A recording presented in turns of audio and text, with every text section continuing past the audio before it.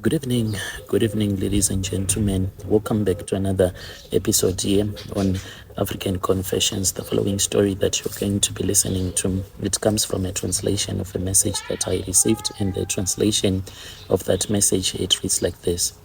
Hello, Brother Nashi, please post for me. I am a second year student at MSU and I recruit other students into Satanism. This is my story in detail. I joined Satanism, this was at an early age, through my primary school friend. We were in grade 7 when she came to our school as a newcomer. She was a very beautiful woman and she was quite intelligent. She smiled at me at all the time and she was very friendly with me. Her composure is what amazed me because she acted more mature. In a short space of time, she started getting tasks from teachers. She was made the head girl. I asked her how she was able to manage that kind of principal. She told me that she had an inner spirit that could control things around him. She told me that if I also got that spirit, that even my high school would be the best. So I then decided that I was going to join Satanism. We were given tasks to do, and when we were a bit mature, we were told that it was time for us to recruit others. The more that you recruit members, the more the powers that you got.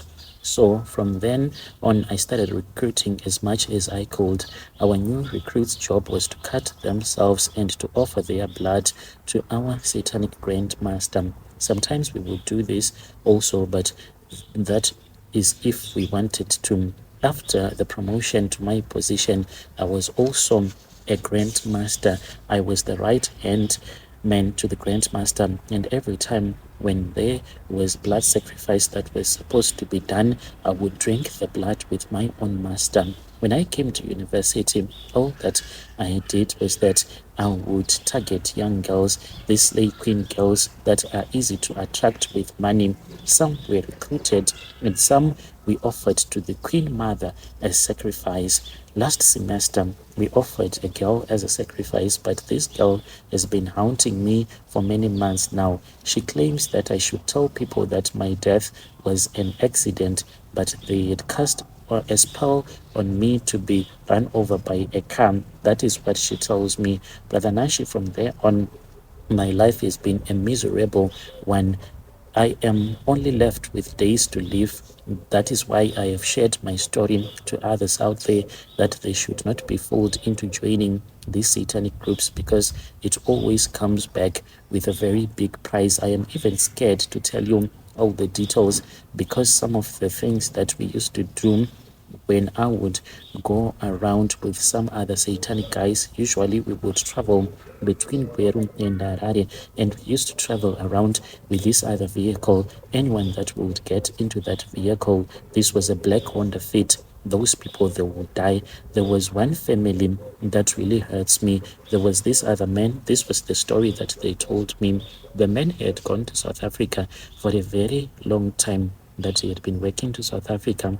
He had gotten married, but not like legally gotten married to a South African woman. So he had helped this South African woman to build her own house. Soon after that, it was said that the woman, they suspected that she poisoned this man, like with slow poison, such that he became so sick.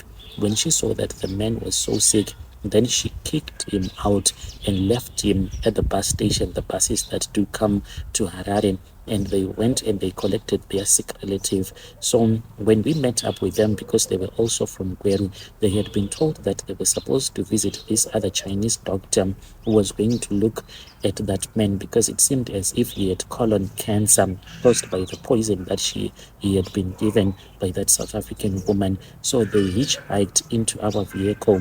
Seeing that this man was near death, we then decided to drink his blood whilst we were driving from Gweru going to Harare. By the time that we arrived in Harare, what this family did not know was that this man, he was as good as dead.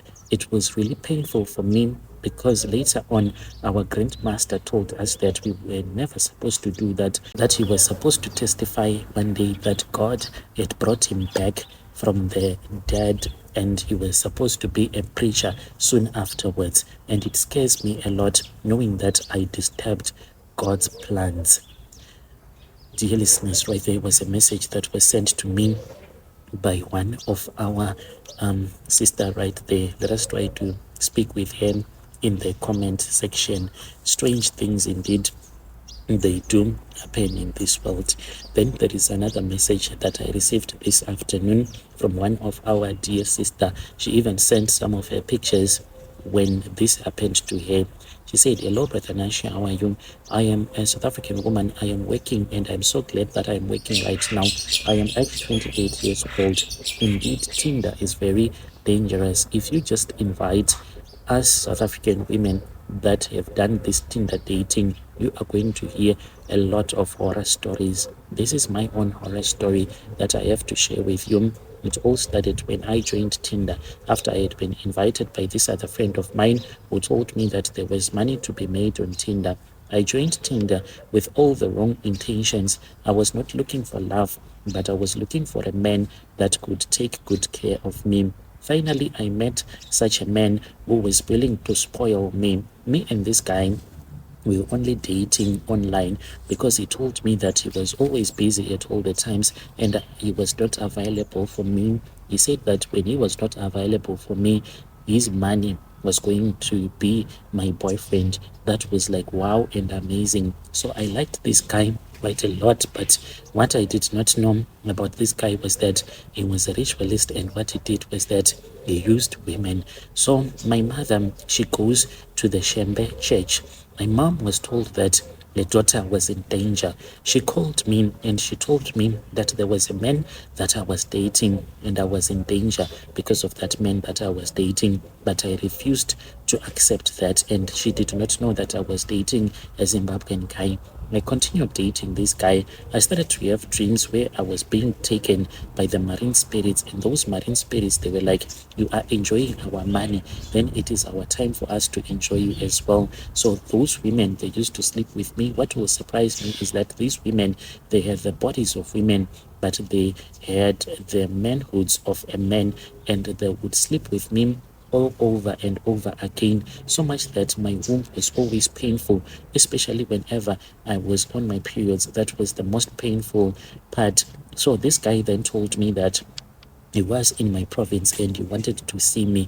He came to the location where I was staying. He said that he did not feel comfortable to be with me at my auntie's place. We then went to the hotel. That was the first time that I ever slept in a hotel. During the night, I could not sleep.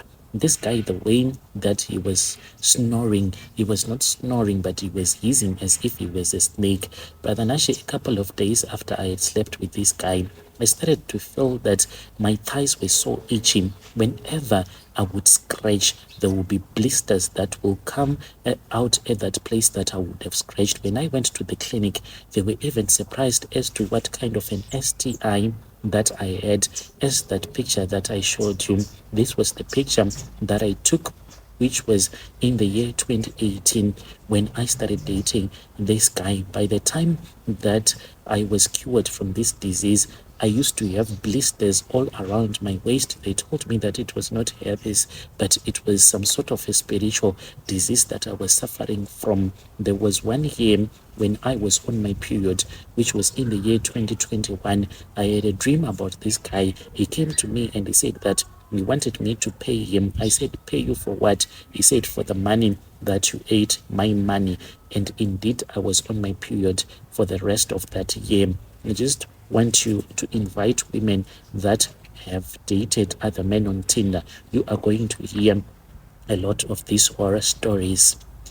Dear listeners, right there was a message that I received this afternoon that was sent from one of our sisters who was saying that she also had a confession about this other lady who was confessing that she met a blessing whom stole her womb on Tinder.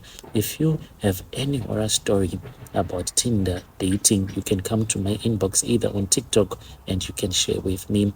Let us meet again in the following episode.